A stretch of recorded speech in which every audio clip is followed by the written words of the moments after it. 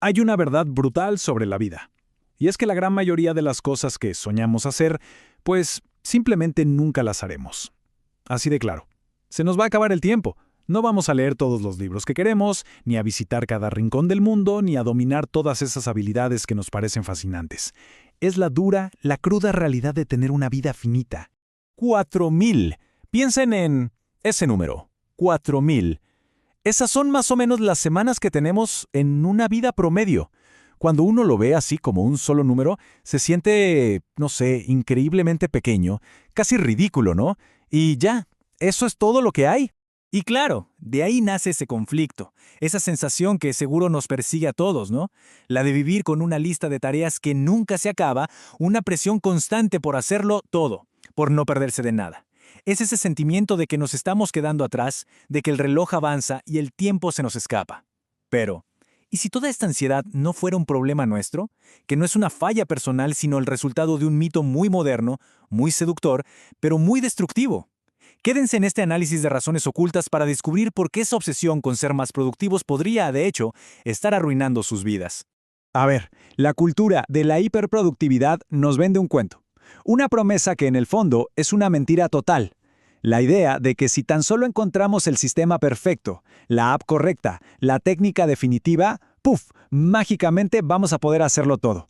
Pero la realidad es que ese camino no lleva a la plenitud, sino directo a una trampa psicológica. Se le conoce como la trampa de la eficiencia, y es, literalmente, un círculo vicioso. Imaginen que estamos corriendo en una caminadora sin fin, y mientras más rápido corremos, pues más rápido se mueve la cinta. Al final nos sentimos más ocupados que nunca, pero no necesariamente más realizados. A ver, vamos a desglosar este ciclo paso por paso para que se entienda bien su mecanismo. Ok, todo empieza con lo que parece una victoria, ¿verdad? Uno implementa un nuevo sistema, se baja la última app de productividad y de repente, ¡boom!, es más eficiente. Tareas tachadas de la lista. La sensación es genial, como si por fin se tuviera el control de todo. Y eso, claro, genera un poquito de espacio, un momento de respiro. La bandeja de entrada vacía, los proyectos listos, el calendario se ve despejado y llega esa sensación de alivio, de oportunidad. Pero cuidado, porque ese vacío es una total ilusión. Es como un imán para nuevas tareas. Es inevitable. Ese espacio libre se inunda de inmediato con nuevos compromisos, con expectativas más altas. El sistema, el mundo, se da cuenta de la nueva capacidad. ¿Y qué hace? Pues alimenta a la máquina con más trabajo. Y es justo aquí donde la trampa se cierra por completo.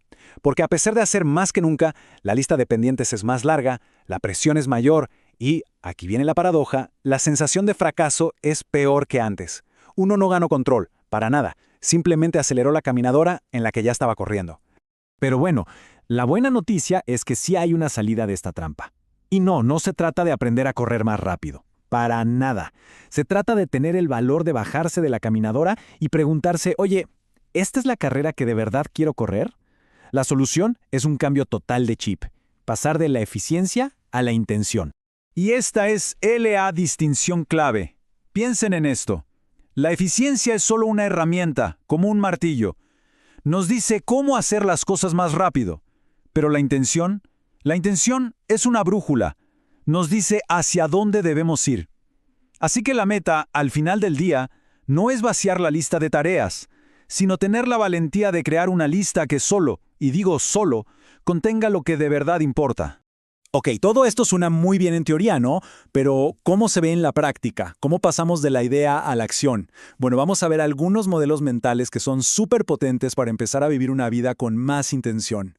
Vamos a empezar con el filtro más radical, sí, pero también el más efectivo de todos.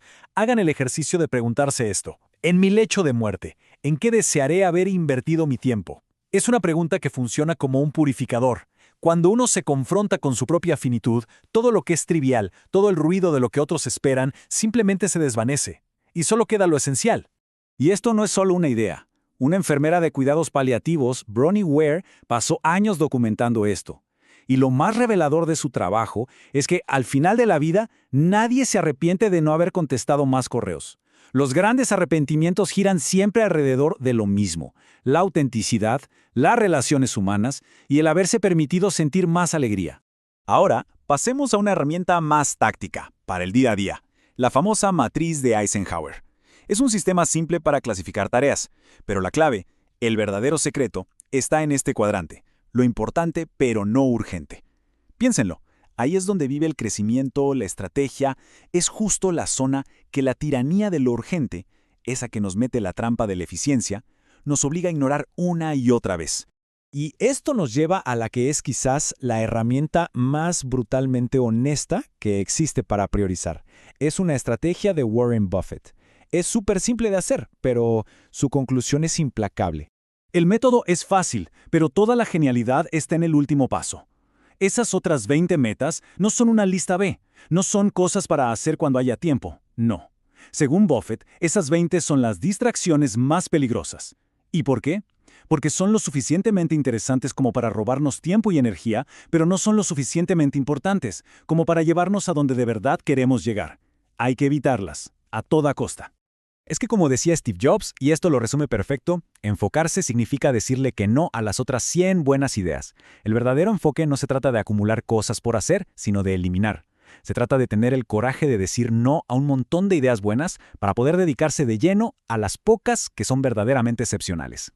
Al final entonces todo se reduce a esto, a un acto de redefinición personal.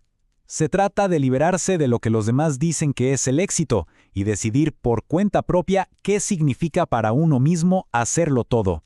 Porque el verdadero poder no está en optimizar cada segundo, sino en elegir conscientemente a qué dedicamos esos segundos. La verdadera libertad no es tener una agenda vacía, sino tener una agenda llena a propósito, pero llena solo de esas pocas cosas que después de un análisis muy honesto decidimos que de verdad importan. Y con esto llegamos a la pregunta final, la que lo pone todo en práctica. La pregunta no es qué más se puede añadir a la vida, sino qué se debe eliminar. Piénsenlo bien, ¿cuáles son esas 20 distracciones atractivas a las que hay que renunciar para hacerle espacio a lo verdaderamente excepcional? Porque la respuesta a esa pregunta, bueno, esa respuesta podría cambiarlo todo.